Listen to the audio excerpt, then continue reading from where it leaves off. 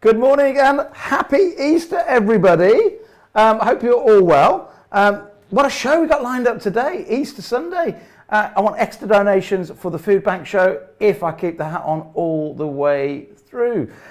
Joining me today in a debate on does the food that we eat and the lifestyle we live, does that influence our mood?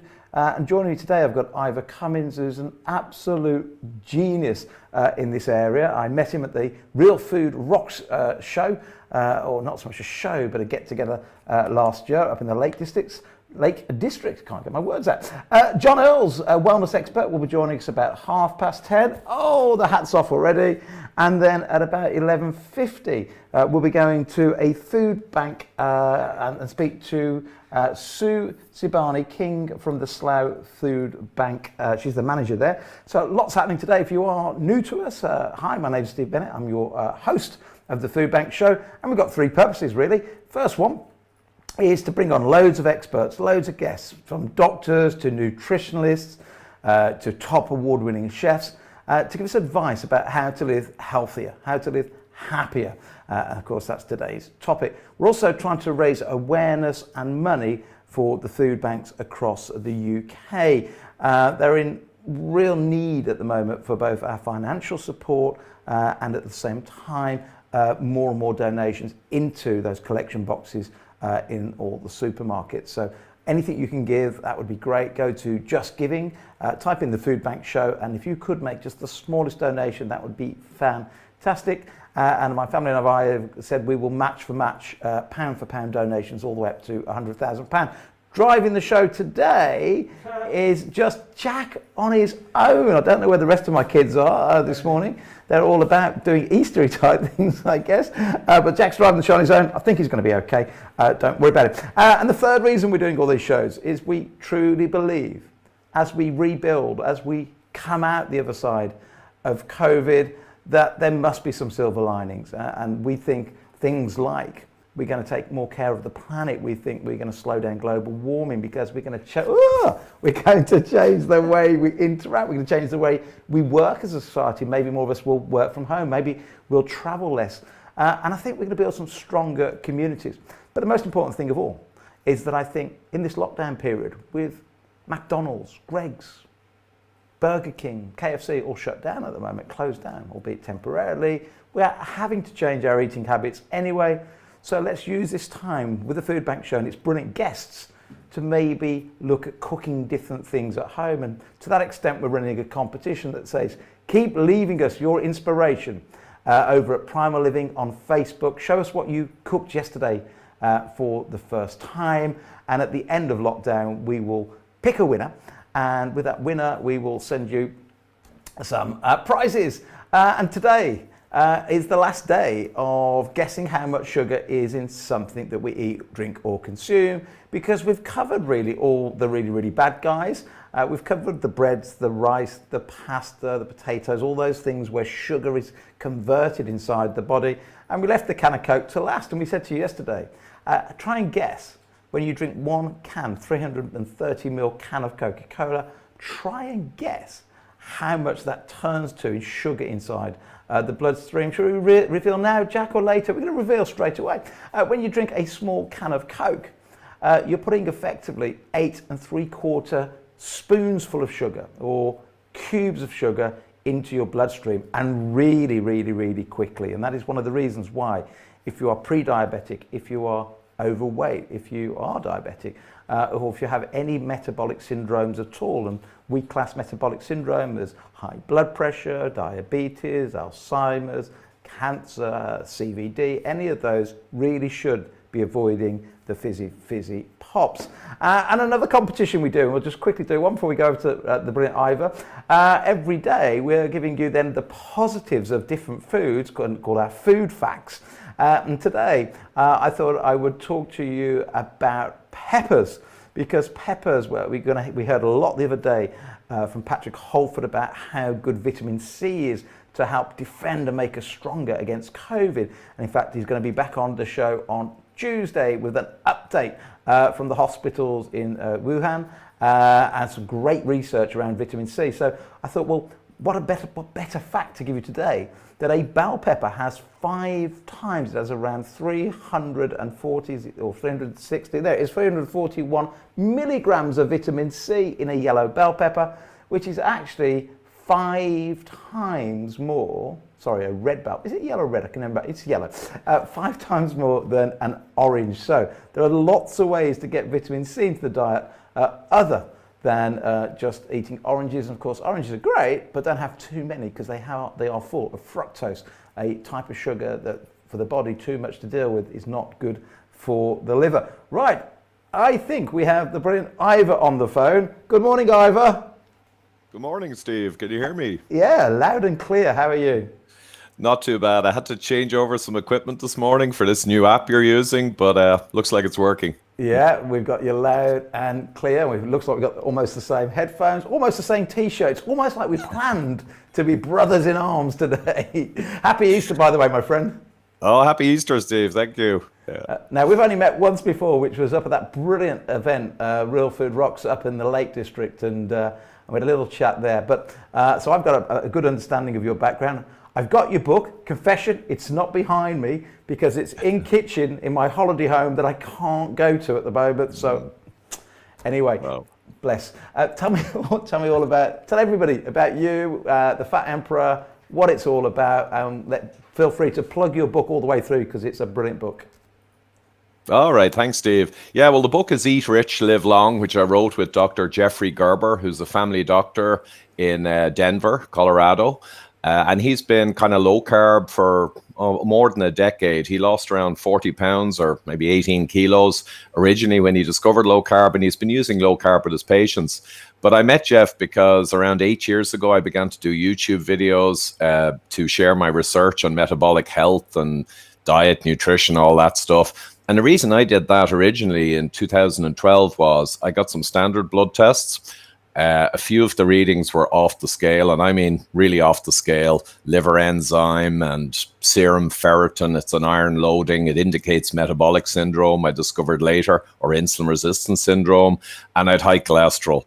So after going through 3 doctors, because I'm a biochemical engineer and I've been a kind of career-long problem solver leading teams in complex problem resolution. So when the 3 docs in succession I went to over many weeks couldn't really explain it or give me a path forward, I went straight to the research databases and researched myself. I discovered within a few weeks that most of the problems related to excessive carbohydrate, and I just heard you on the air before this, you were talking about maybe vitamin C and all, but fruit juice and fruits are very high in sugar. Well, that's what I kind of discovered, that I was eating an absolute ton of sugar without realizing it. Bread, pastas, healthy whole grains, lots of fruits. I didn't realize quite how bad kind of chocolate was. Well, milk chocolate anyway. So I was eating all of this sugar without really realizing it. When I switched after my research to a low carb, nutrient dense kind of meat, fish, eggs and veggies diet, 9 weeks later, I was able to go back, get my blood tests, and they were transformed. I mean, Wow. the doc was just didn't know what to make of it. Never seen anything like this. But I kind of knew, at the risk of being arrogant from my research, I kind of figured I can't be wrong on this because it was so compelling what's in the literature, depending on who's reading it. And after that, I began to give lectures to the engineers, big crowds in my corporation, went on YouTube, got discovered. And now I have a podcast, Fat Emperor Podcast, around 75,000 subscribers, Twitter 50K, the book Eat Rich, Live Long with Dr. Gerber, and a whole load of other things I'm doing. It's my full-time career now, and I work for Irish Heart Disease Awareness, ihda.ie, to help promote the calcium scan, which we spoke about in our last interview. Yeah, I was fascinated by that. And let's just quickly say what that is, because so few people know about the calcium scanner. And I won't mention a good friend of mine who's dead famous, but he asked me my opinion on statins. And I went, well, have you had the calcium scan? He said, well, my doctor's not offered it to me. I said, well, why are you taking statins? He said, because I think my cholesterol's too high. So I said, you're on statins. You don't even know if your cholesterol's too high. And why has your doctor not offered you the calcium scan? Which, well, you tell everybody why this is such one of the best things you can do if you're worried about your heart. Yeah, Steve. Well, middle age, middle risk is the group who should get a scan for sure. And that's the biggest group in the population. Most people are actually middle risk, which is kind of funny because risk you're meant to be able to act on, but most people are in the middle risk group, which is indeterminate. So if you get a calcium scan, you can move 60 or 70% of those fuzzy middle riskers, some of whom are perfectly healthy, some of whom have serious disease, heart disease. You do a scan, and immediately with a 5-minute scan, few hundred sterling, roughly in the UK, and you can put yourself in very high risk, take action, or find out that you're actually very low risk because the cholesterol is an almost meaningless indicator. Yeah. So that's a calcium scan. It's a CT scan, roll in 5 minutes, come out, low radiation, bit like a mammogram, trivial risk to the radiation, irrelevant. And you find out where you stand and you can address it. So we have a new... And can we just quickly explain when we talk about calcium, because everybody knows you should have calcium, it's part of one of the minerals we're recommended. We're talking here about calcium measurements in the arteries, aren't we? Because calcium on the endothelium, the inside lining of all our arteries, if we get a build-up of calcium, it's the calcium, is it not, that sticks over plaque, and therefore if you've got a lot of calcium inside your arteries, it indicates that your body's been doing a lot of self-repair inside the arteries, and therefore you may be at a higher risk. Is that my understanding correct? Or? Absolutely correct, Steve. So yeah, the body recruits calcium almost like a binder or a repair kind of component when you've got inflammatory arterial disease. So if you're growing a lot of disease in your arteries, in your endothelium, your body at a certain stage will bring in calcium to shore up or batten down or try and strengthen these dangerous plaques that could burst and kill you.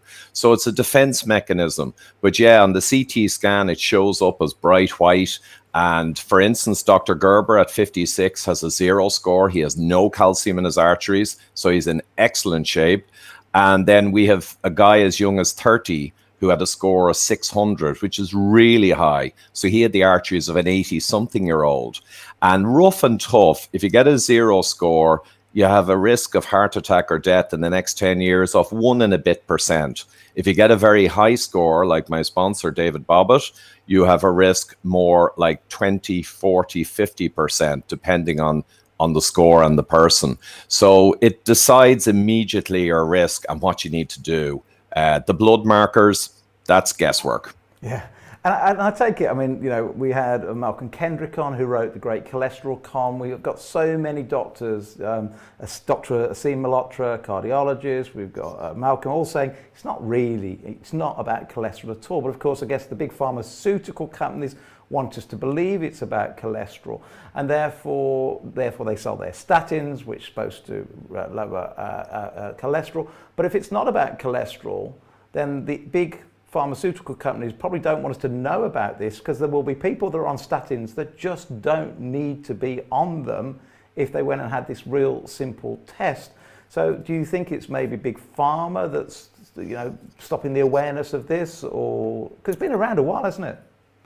Yeah, it's been around over 3 decades. It was discovered with huge excitement way back. And unfortunately, the hospital system in the US, they were the first people who rejected it powerfully.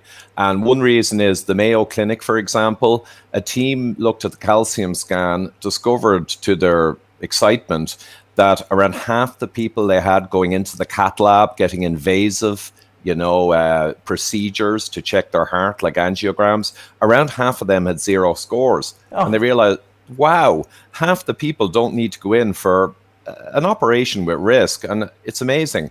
And the management shut the team down immediately when they saw the results, because 30% of their revenue came from the cath lab. Oh. There's no way. So that's probably the biggest reason. The second reason is cardiology is very ivory tower.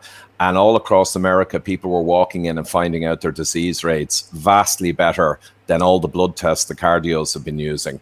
And they did not like that, the empowerment.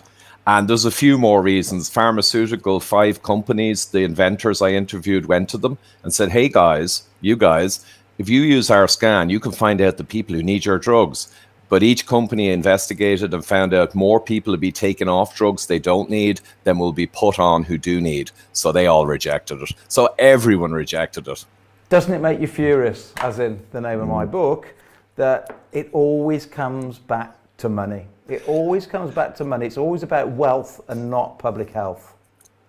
Yeah, it's the way the world works, I guess. We have to just accept that that's the way it is and then try and push back against it, of course. I mean, I interviewed Dr. Ron Rosedale, who's kind of a metabolic genius. He was discovering insulin and leptin's action 25 years ago. And for people who aren't aware, it's pretty serious stuff and it underpins most modern chronic disease, insulin and leptin levels.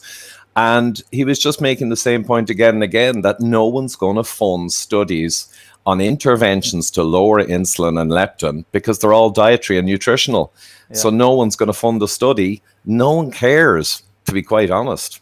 Now, I want to hold that thought you've just said, because most people watching now have a good idea of insulin, because we've been talking a lot about insulin. We haven't been talking a lot about the hormone leptin. So let's talk about that quickly, and let's then bring it full circle to how does the food and lifestyle we eat influence our mood. But before we go there, just tell us a little bit about leptin. Well, leptin is a hormone that's kind of crucial and it's up there with insulin. I mean, I kind of think of them as blood brothers. So anything bad you do that raises your insulin, which is bad, will raise your leptin. And anything good you do that will lower your insulin, which is what we all need, will lower your leptin. And insulin, if you eat a sugary, carby meal, a bad meal, then within an hour or two, your insulin will shoot up and then it'll come back down again, depending on how insulin resistant you are. But leptin will react maybe 6 to 12 hours later, right, and a long sustained peak. So that's one thing. But leptin is a hormone mainly associated with our fat cells. And basically, if you become overweight, you get higher leptin levels. Then you get leptin resistant in your brain. Ah, that's what you're saying. Got you. Because obviously leptin we need, because leptin tells us we're full. It's the hormone that says, stop eating, you've had enough, put down that massive sandwich, you've eaten enough. But what you're saying is leptin behaves like insulin, that the brain cells, if you keep knocking on the doors, it just goes, I'm ignoring you. Is that what we're saying? Essentially, Dr. Rosedale's analogy is the smelly room. If you're in a smelly room for long enough, you won't smell anything anymore. Or a noisy room, you won't hear it. And it's the exact same with these. And these hormones, it's not that they're bad or good, they're crucial. You need them, but they need to signal properly. And when you put the wrong thing in your mouth over a period of time, you lose the signaling and then you have chaos. And Dr. Rosedale actually mentioned something I wasn't aware, that leptin is intimately connected to the immune system. So It's even very relevant to our current issue. IL-6 is a cytokine that's deeply connected to people who have bad outcomes with the corona thing. And IL-6 is commanded to an extent by leptin levels and leptin signaling. Leptin itself is part of the immune response. So if you get your leptin and insulin high and you become resistant to both, you're in a physiological state where your immune system is severely compromised. And that's one of the reasons we see the people who have bad outcomes here are overwhelmingly hypertension, which is mostly insulin resistance. We see diabetes, pre-diabetes, pre-diabetes.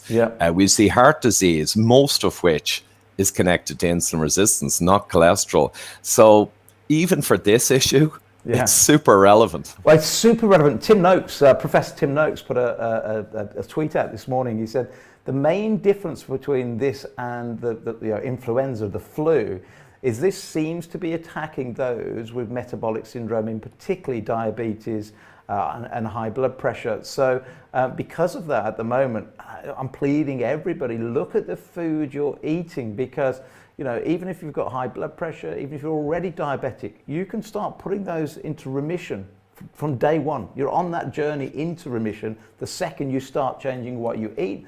And when you go on that journey in the right direction, every molecule, every cell in your body is getting a little bit of support in the right direction. So that's kind of what the sort of message we're preaching on the show. Tell me about food and how what we eat could influence our mood. Real food, great mood. Tell us all about that. Yeah, well, just anecdotally, I discovered something that really surprised me back 8 years ago when I mentioned my story. And the thing I discovered was in the first couple of weeks, well, my appetite came under my control for the first time ever, which I wasn't really expecting because my research was all around fixing the metabolic markers. And the other thing was mental acuity and mood got a huge boost. Yeah. And I wasn't expecting that either because I hadn't researched that. But just to give an example, insulin resistance and that syndrome and leptin resistance, indeed, all of that doesn't just affect your body. Your brain is actually part of your body. I remember Dr. George Eid, a psychologist or psychiatrist I interviewed, made that point. Your brain's part of your body. Don't expect something that dramatically improves your healthier body to not probably dramatically improve the healthier brain. Makes sense. And it's true. And another study I came across, which I like quoting, is, when you go keto or low carb, you run on fat, you're not running on sugar, it's super healthy. Well, beta-hydroxybutyrate, a ketone body, goes up in your blood. And it's not just a fuel, though it is that, but it's also a signaling molecule with many, many beneficial pathways. And one interesting one is that this paper went through how exercise improves neurological health and mood. And everyone accepts that, right? That's not controversial. But what they went on to do is to show that one of the big reasons exercise helps is because it induces beta-hydroxybutyrate, right? Like as if you were fasting. And the beta-hydroxybutyrate is what makes neurological changes to BDNF or brain-derived neuropathic factor and other things. And essentially, without getting too complex, it was the beta-hydroxybutyrate that was giving a lot of the benefit. Now, you don't need to exercise to get that, right? You can fast to get that. You can go on a very low-carb diet to get that. There's many routes. But that's just one example where the science is catching up now as to the actual mechanisms of why the mood improves so greatly on a healthy, nutrient-dense, low-carb diet or with fasting. It just makes sense. It does, doesn't it? And look, we know, for example, the brain's full of omega-3s, so therefore, if you're not getting enough omega in your diet, we also know that all the B vitamins have benefits with the brain. And if you're just eating pasta, rice, potatoes, pizza all the time, well, you're just not getting the fuel the brain needs. So the second you can change out your rice for cauliflower rice and your spaghetti for courgette and start having things that are nutrient dense, it just makes so much sense that you're going to be happier. Because also you have to remember that serotonin, which is the sort of the happiness sort of neurotransmitter, where does it come from? Well, it don't come from pasta and rice. We trigger serotonin from various things. There are certain things that trigger tryptophan, like meat rich in turkey and fish and beef. Those all help create tryptophan, which helps us with serotonin. So, great food really does equal great mood. And also, when we're overweight, there just seems to be lots of research that says even being overweight can bring on depression. And I just read something this morning from the World Health Organization. They said that the number one, I'll give you the exact words, the number one leading cause of disability in the world now is depression. Well, isn't that, we can kind of understand a bit of it that, with COVID going on, but this was written way before COVID. Well, why are we so depressed as a society? We're not in any massive world wars like we used to be. We've got more access to more stuff than we've ever had before. It's got to be food, hasn't it? Because we're exercising more than we've ever exercised. There's more people jogging now than 30 years ago. It's got to be food. Yeah, I would say it's mostly food overwhelmingly. I mean, there'll always be other factors in the modern world like stress and, difficulty sleeping, people using screens late at night. There are other factors, but the way I figure it is our modern disease epidemics, including the neurological or mental one, they all pretty much got underway before we had the really modern technology. So mostly food. And the fact of the matter is, sometimes I say this, if you only eliminated sugars, refined carbs, and seed oils or factory fats, vegetable oils, and that means eliminating most ultra-processed food, of which over 50% of UK's calories now taken in are ultra-processed food, which is those three things, which are complete junk, nutrient poor. If you just got rid of those and ate meat, fish, eggs, avocados, and veggies, just could do that for a couple of weeks, you would not believe. And we have a psychiatrist in our Irish medical group, and she is pulling her hair out. She says nearly every one of her depression patients is insulin resistant syndrome. And so no question. And it's causal. It's not that they become depressed and then they eat bad crap and then get insulin resistant. It's driving the problem. Their whole system is not operating properly. Terrible tragedy. And yet so easy to fix. Some supplements, nutrient dense foods, put it all together, eliminate just a few key bad elements. I'm not saying it's that easy, but I mean, if you know what you're doing, it's not that hard to do this. We're saying exactly the same thing, my friend. No, I called it fat and furious. I was obese from 25 to the age of 49, even though I was jogging, running, cycling, doing adventures, doing everything I should do. I was obese, eh? I love showing this. My son just said he loves showing the photographs. There we go. Oh, So it looks, that's like me. That's very similar shape. Look what I'm cooking. That was Christmas Day, cooking potatoes back then. But and the reason I'm furious is it is just what you've said. It's reasonably simple once you just know some basics. Cut out the artificial fats, all those seed fats and those vegetable oils, those processed foods, those ultra processed foods. Flick to just some of the things you've talked about, eggs, avocados, and so on. Cut out a bit of sugar, and the weight drops off, and then the insulin drops down, and then the mood. And I'd never associated it in the way you just said about the leptin, the insulin, the mood, but it's just also kind of common sense once you figure that bit out. Can we turn to the screen and get some questions for you direct off YouTube? Oh, have we still got Ivor? Oh, yeah. Yeah, cool. Can I, some questions coming in for you. Plug for Ivor, says Ken Armstrong. I love his chat with Ron Rossdale on COVID-19 and leptin. Any reflections on that chat? So just plug that chat because I've watched that. It's a brilliant podcast on the internet around COVID-19 with Ron Rossdale. Just tell us what the sort of outcomes of that is, and then tell everybody how to find it. Right. Well, that's actually the one I mentioned at the start, Dr. Ron Rosedale. So that's exactly the one that we mentioned, funny enough. And it went out yesterday. It's doing very well. It's on my YouTube channel. Just Google Ivor Cummins. You'll get my YouTube channel pretty quick. And it's the leptest video out. And he goes through leptin, insulin, and kind of what I summarized. But essentially, as I said, you drive up leptin over time, like the smelly room. Your body doesn't hear the signal of leptin. Same with insulin. They're both connected together intimately, right? Blood brothers. And anything you do to lower insulin and leptin, the key point was you'll start getting better tomorrow, in the next day.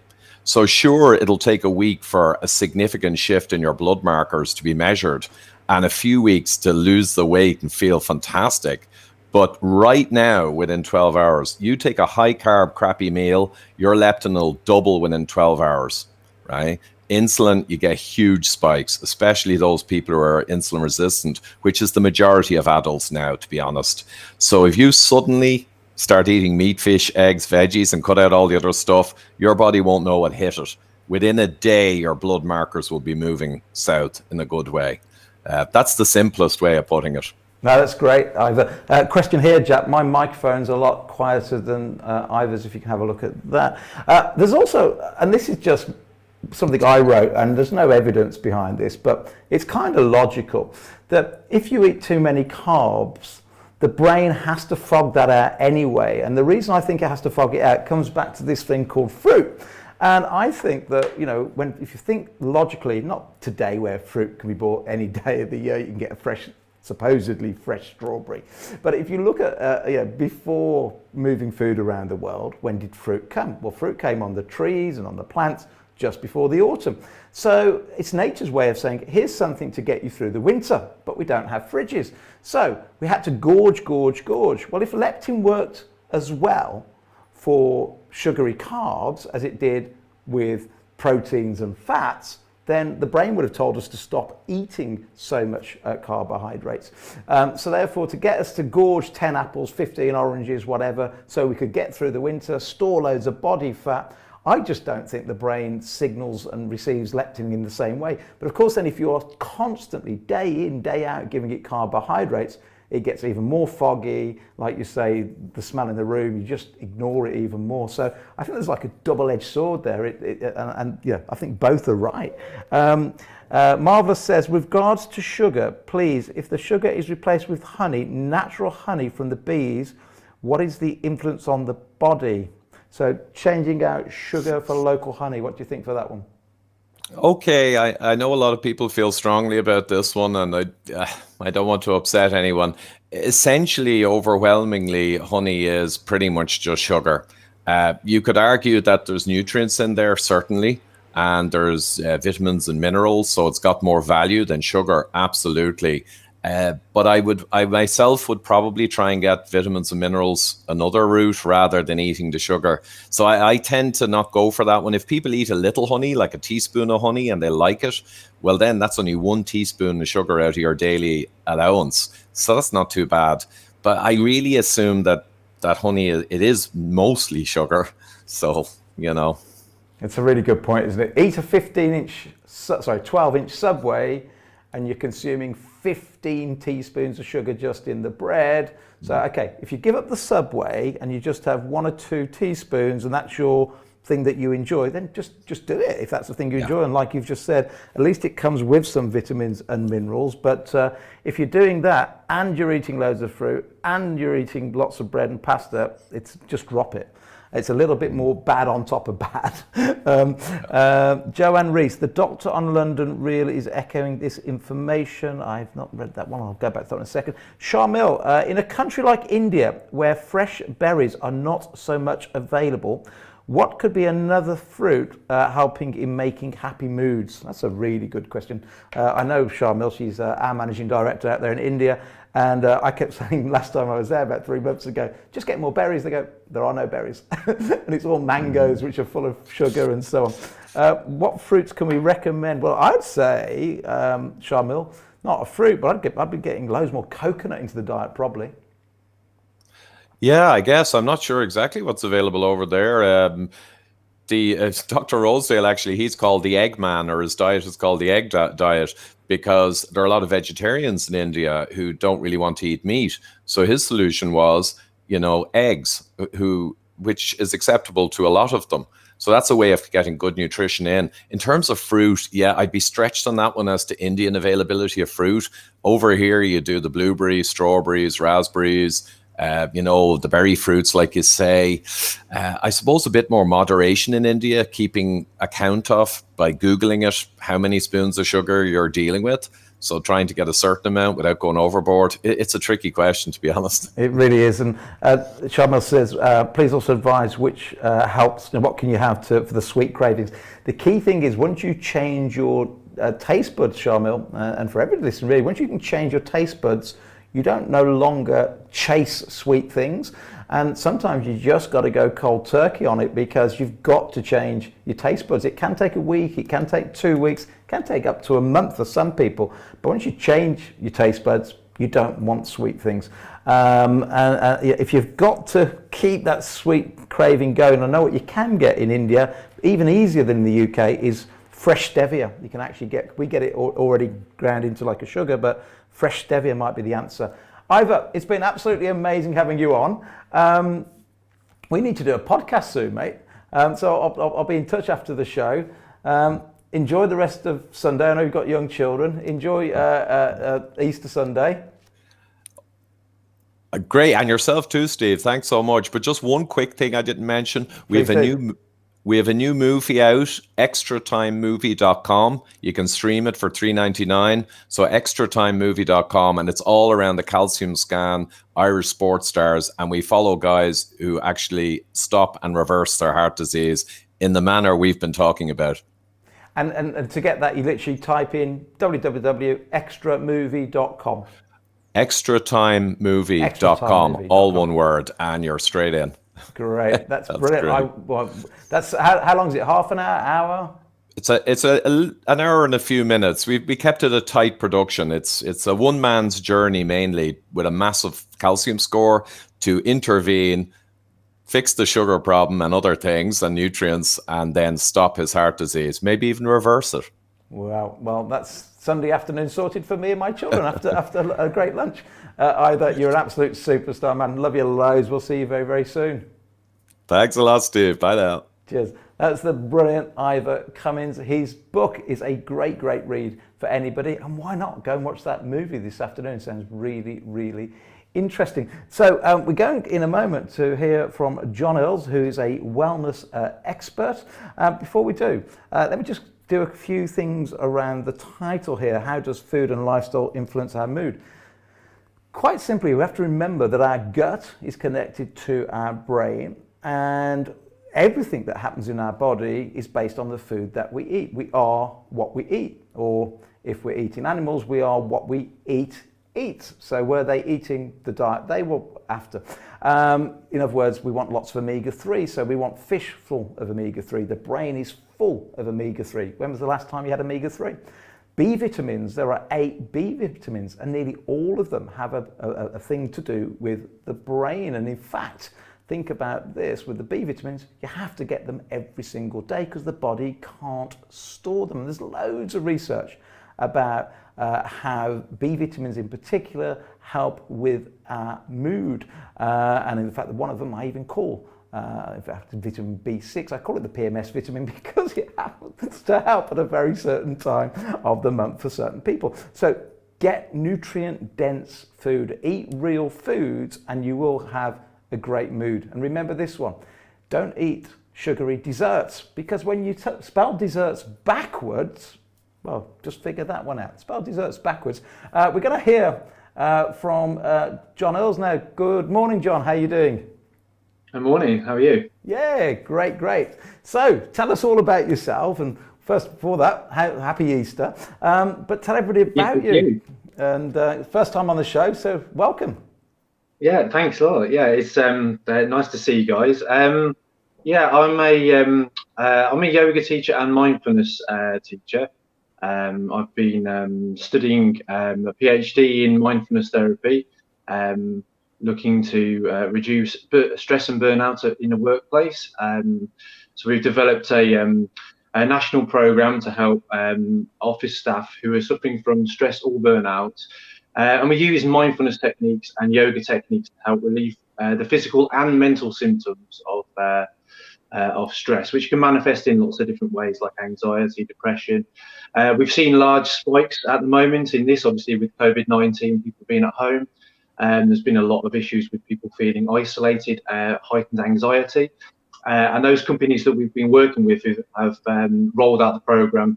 If it wasn't nationally before, they've rolled it out nationally and finding some good results. So that's a little bit about me. Yeah. And what's your belief around how lifestyle and food, affects our mood, affects anxiety and depression? What sort of links have you found so far? Yeah, lifestyle is massively important. I mean, lifestyle can be obviously like things like exercise and food. I thought it was very interesting. The interview that you had before was very useful. And I think that the link between mental health and diet is underestimated. Certainly when you're looking at things like sugars and carbohydrates, the way that the body processes those can make you quite tired. Tiredness and lethargy can then be linked to things like anxiety and depression, because the way we process thoughts is linked to depression. So depression can be thought of as a thought disorder in some scenarios. If you're more sluggish in your thinking, you're more heavy in your body, you're not able to process nutrients in the right way, your thoughts can become heavy and slow.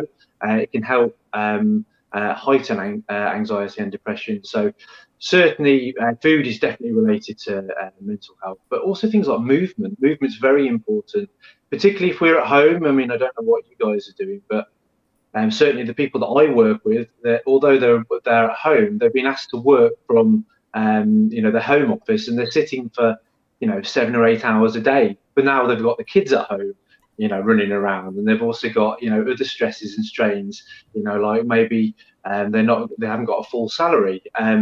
So all these sorts of things, sitting at home for long periods, being stressed, there's lots of things going on in the family environment, can then link to a tightening of the body. And that tightening of the body, sitting down for long hours, and stress, if you're not moving and stretching and keeping your body active as well, that's going to add to that overall feeling of anxiety, depression, stress, and general not feeling very healthy and unwell. Yeah, I mean, I'm a big prescriber you're absolutely right. Being still is one of the worst things you can do. Certainly, when you're still, the mind can wander. 2,000 years ago, we were taught that walking is a man's best medicine. And I think as long as everybody can socially distance and just be a bit careful as they're out and walking, just get out and walk and get moving, because you're right, so many people working from home at the moment with those extra stresses. And I'm really intrigued, actually, the back end of COVID, as we climb out of this. I'm really intrigued as a businessman, and we've got about 150 people in the UK working from home that would normally be in the office, to look at socially, is that something we should be doing more of in one sense? Because certainly it's helping the planet, because less people, less cars, less emissions, a better planet. But for mental wellness, maybe it's good. Tom Watson, previously the deputy leader of the Labour Party, said to us the other day, his commute now has gone, so he's got 2 hours more on his hands. Therefore, he can exercise more, he can walk more, he can do more mindfulness. Well, that's one side of it. But then the flip side, like you say, I've got 5 kids at home at the moment, and I love my kids dearly, but that noise on top of still having to work, who knows? I think my point is, we just don't know yet whether this is going to be a good thing or a bad thing for mood and depression and anxiety, working from home, or whether it's I don't know. What do you think? It might be a good thing or a bad thing long term? Well, I was going to say that, it's a complex issue. I'm quite an introverted person in some ways, and I work with large groups, so I've got a flip side to my nature, introverted and extrovert. But I think my go-to is more introvert. So for me, this is ideal. I love working at home. I love doing the online courses. I work with a lot of clients one-to-one, but I love doing it online.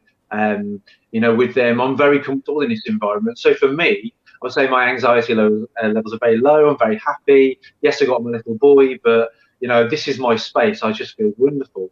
Whereas my partner is the opposite. She wants to be out. She gets charged from having that social interaction. Mm-hmm. So for her, I think they probably would, even though the commuting to work isn't ideal, I think she gets a lot from there. From going out and meeting people. So I think that what this is all going to do is it's going to highlight maybe how much we're different in terms of people, and how some people probably are better at working at home. Maybe giving more options for those people to work at home. Because I know myself, I function better when I'm left at home. I could do my job better. My energy levels remain constant when I'm at in the workplace. I tend to be drained by people, so I would say I'm less efficient in the office. John, that's brilliant advice, and nobody's mentioned that yet, and I hadn't thought about that, and I should have thought about that, that it's going to be, because we have different personalities, different types of personalities.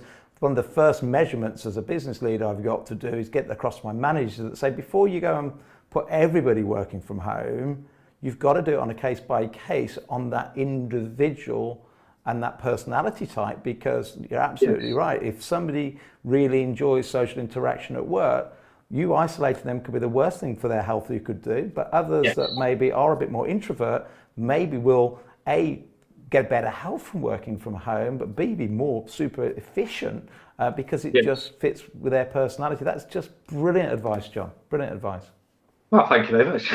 No, it really is. My advice, by the way, for stress in the workplace is as simple as this. Most stress in the workplace comes from terrible managers. And I believe managers cause stress more than anybody. Working for a boss that you don't know 1 minute's going to do that, the other. I believe, and I've said in my book and in all my books, that if you don't get on with your boss, you've got to tell them that they're causing you stress. And if they still cause you stress, not talk about too much workload, because that's something different. And sometimes we have to work harder than normal. If they've got tight deadlines and things like that. But stress in the workplace, I think most of it in all my research is caused by managers that just don't manage properly. And I've always said, if your manager is causing you stress, go and speak to the manager above. And if it still doesn't happen, do everything you can to get your manager fired.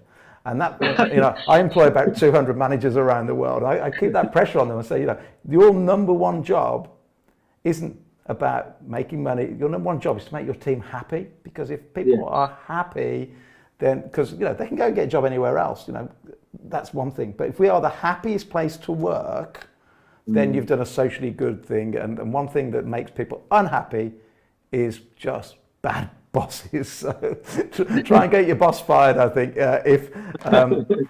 if you're stressed at work. Now, just a couple of questions I've got written down that I really don't want to forget to ask you while you're on. Can the way we spend our days right now affect our mental and physical health? So, what we're actually doing in the day, can that affect our mental well-being at the moment? Yeah, 100%. There's an exercise. I mean, it's a general exercise in mindfulness, which is very useful, I think, for people who are stuck at home now. It's an exercise in gratitude. So simply, either in the morning or in the evening, you don't need to do a meditation. Just reflecting on the day and picking out maybe one or two instances that you smiled, something that made you happy. Because often we get into a mindset that, oh, that was a bit of a boring day, nothing happened. And actually, there's pockets of true happiness throughout the whole day. And that can build a thing called acceptance within us. And once we're more accepting, we're more open to having positive experiences. There's lots of neurology that goes behind that as to why, but that simple exercise is massive. I would also add a little bit of yoga in there as well. That's a great stress relieving technique, but it also builds happiness.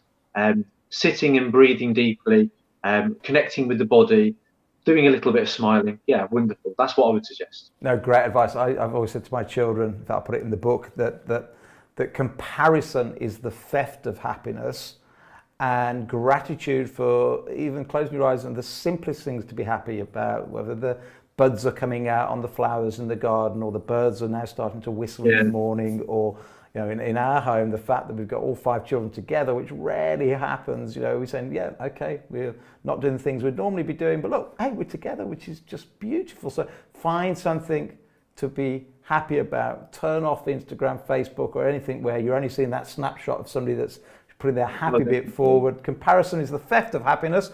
And I like what you just said there, that gratitude really, stop and think about just 1 or 2 positive things that have happened in the day. Yeah, no, 100%. Yeah. Other questions I wrote down, I thought about asking you. How does nutrition affect our mental and physical health, do you believe? Well, yeah, I think we touched on it earlier, didn't we? We did. If we think of food as energy, and what type of energy we put into the body, it is very important in terms of our energy levels.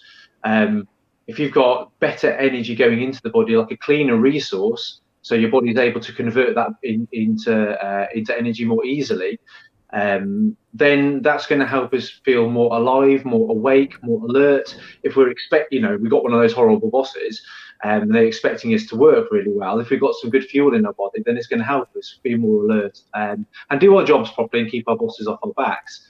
I'm not a nutritionist, but I'm a massive believer in eating less carbohydrates, certainly refined sugars. I try to avoid if I can.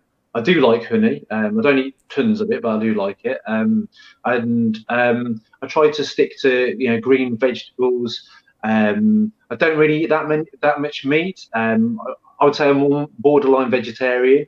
That's simply because when I eat things like red meat, it makes me feel slower. And I think that's when you do things like yoga regularly, I think it puts you in contact with your body. And I think you start to recognize when your body changes when you eat certain things. But yeah, definitely. What you put in is what you get out. So energy levels up, good food in. Good food in, good energy out. There's, in the computer land, they call it, don't they? Garbage in, garbage out. We are what we eat. We're constantly in repair mode. Therefore, we've got to keep eating the right foods. It's a bit like putting crappy fuel into your car. You want that super fuel because we're an engine at the end of the day. I've got quite a few questions coming in, if you wouldn't mind staying with us for a second, John. We've got a question here. John, is overeating out of boredom currently an issue? And if so, what would you suggest, says Samuel? Yeah, 100%. So The premises of a skill like mindfulness is that it's a thought practice. So the more that you're engaged with your thoughts, the more that you understand how your thoughts are working, the better able you are to make decisions. So often, yeah, when you're bored, you're getting caught on a thought. You know, the thought comes in, I need to eat because I'm feeling restless or whatever. When actually, if you were to do a little mindfulness, you were to sit and breathe and to actually think, how am I feeling? You might recognize, oh, I'm feeling a bit sad or a bit anxious. And that thought that, oh, I need food actually doesn't come from that place. It comes from a place of, I want to suppress that feeling of feeling anxious by putting something in my body to distract me. So think something like mindfulness at home. When I say mindfulness, simply stopping, breathing, taking that time just to be with yourself 5 minutes a day. Yeah, it could be massively important with breaking cycles for overeating. And, you know, the work that I do with employees, I am seeing that subject on quite a lot, that employees are overeating. They're doing things that they wouldn't necessarily do at work more, and mindfulness is helping them. Yeah, it's a really, really good point. We had an expert on called Sherry a couple of days ago. In fact, she's on my podcast that launches in about an hour's time. And Sherry says, you know, if you're new to mindfulness, close your eyes and just breathe as deep as you can, and just see when you're breathing in if the stomach goes out, because that's obviously what it's supposed to do. And I know when I used to do this, I got it completely wrong, because I would breathe in and my stomach would go in, I'd breathe out, my stomach would go out, which means completely the wrong way around. So even just getting that into the right rhythm, you know, whether that be with music or a quiet room or the birds singing in the morning, it really can help, can't it? Massively, yeah. A few more questions coming in. Marvelous says, one can walk on the spot. Yeah, that's a good idea. Put some music on or a movie. With the kids, organise a trip around different rooms in the house and find something different to do in each room. That's a great idea. And somebody else has gone, yes, you have this amazing manager in your company called Laura Imms. She is. All our managers are. She's incredible. She's always there to resolve issues.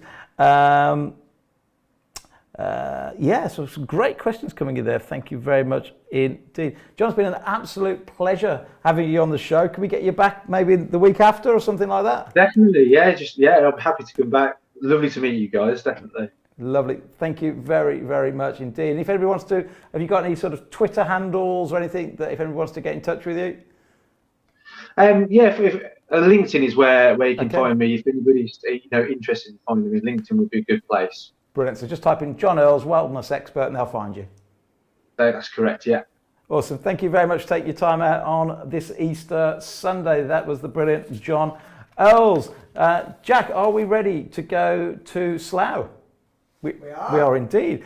In Slough, we have Sue Sabini King from the Slough Food Bank. And Sue works with the Trussell Trust, which is where we're trying to raise money and awareness at the moment. How are you on this Easter Sunday? Oh, Sue, can you hear me, Sue? Good morning. Jesus is risen. I can. Can you hear me? Yep, got you loud and clear. So give us an update on the food banks and how we're finding it at the moment. Oh, it seems to have settled a little, thank goodness. The first week of the lockdown, we had more than 100 food parcels given out above the usual. Now we're back to kind of the 100 to 130 a week that we've been seeing since before Christmas. So hopefully we've now settled into the new routine and the new way of operating and still being able to support the people that need us. That's brilliant. So it's a success story in your own food bank. Is that now starting to replicate across all the others? And just for those that aren't aware, there are 1,200 food banks at your organisation, the Trussell Trust support, but there are obviously hundreds of independents as well. So that's obviously a success story in your own food bank, more people donating the food. I hope in a very small way we've helped contribute to that mind shift change as well. Are we seeing other positive results across the network? I'm not too familiar with what's going on across the rest of the network because I've been just so concentrating on Slough Food Bank. It's been very full on, so not really been aware of what's happening. But usually the trend seems to be similar in most places. Oh, that's really, really positive indeed. So keep up the amazing work. I'm not going to tie you up on a Sunday, on this beautiful Easter Sunday. Is the sun out where you are? It is, and I'm just about to dive into a huge Easter egg. Sorry, John, I have had a healthy breakfast.